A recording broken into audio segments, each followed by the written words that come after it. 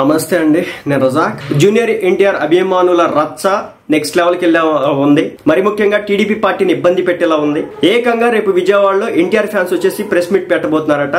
ఏం జరగబోతోంది, ఇలా పెడితే జరిగేటటువంటి నష్టాలు ఏంటి అనే దానికి సంబంధించి పూర్తి విషయాలు చెప్తా. మరి ముఖ్యంగా వీళ్ళు టీడీపీ పార్టీని డ్యామేజ్ చేసే విధంగా అయితే ఉన్నారు. ఒక ఎమ్మెల్యే ఒక ఎమేచ్యూర్ గా మాట్లాడితే అది వాస్తవం కాదు ఇంకా తెలియదు కాబట్టి అతను అండకుండా నేను ఇప్పుడు కరెక్ట్ కాదు కాబట్టి మాట్లాడితే ఒకవేళ దానికి క్షమాపణ అడిగితే ఒక అర్థం ఉంది. అలా కాకుండా ప్రెస్ మీట్లు పెట్టేసి సరే వాళ్ళ కొంప ముందుకు వెళ్ళినారు, నాన్న రచ్చ నాన్న రోత చేసినారు, ఓకే.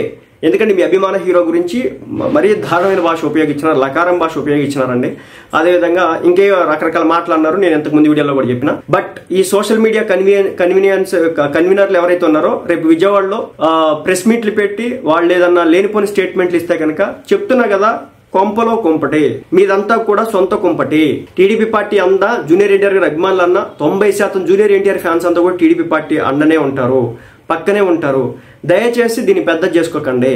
ఇది వైసీపీ పార్టీ నాయకుడు లేకపోతే జనసేన పార్టీ నాయకులు, బీజేపీ పార్టీ నాయకులు, కాంగ్రెస్ వాళ్ళు ఏదన్నా అంటే కనుక పెద్ద చేసుకున్నా ఓకే, అయిందేదో అయిపోయింది.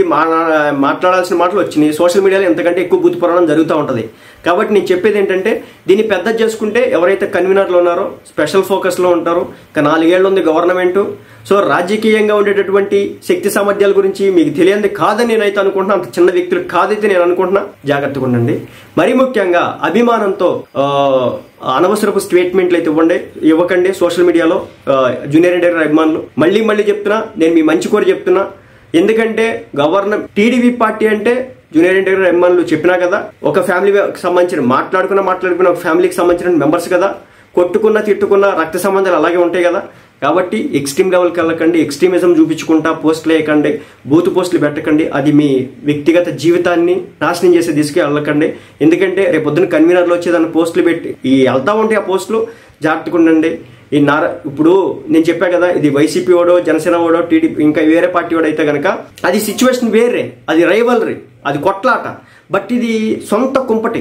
జూనియర్ ఎన్టీఆర్ గారు, అదేవిధంగా జూనియర్ ఎన్టీఆర్ ఫ్యాన్స్, నందమూరి బాలయ్య గారి ఫ్యాన్స్, తర్వాత మన టీడీపీ అభిమానులు అందరూ ఒకటేగా ఉంటారు. కాబట్టి ఇలాంటి టైంలో ఆ ఎమ్మెల్యే మీద చర్యలు తీసుకుంటారా లేదని సెకండరీ. కానీ ఏంటంటే సిచ్యువేషన్ దారుణంగా మారకుండా చూసుకోండి. మారితే మాత్రం చాలా ఇబ్బందికర పరిస్థితులు అయితే ఎదుర్కోవాల్సి ఉంటుంది. ఇబ్బందికర పరిస్థితి ఏంటంటే మీరు వచ్చి నారా లోకేష్ గారు నేను కామెంట్లు చేయొచ్చామో, టీడీపీ పార్టీని కామెంట్లు చేస్తే వెనకాల తర్వాత వచ్చేటువంటి రిపర్కేషన్స్ అవుతుంటే వాటిని తట్టుకోవడం కష్టం. గవర్నమెంట్ చేతిలో ఉంది, అటు పక్క ఏమీ లేదు. జాగ్రత్తగా మొన్న హైకులు కూడా ఇచ్చినారు.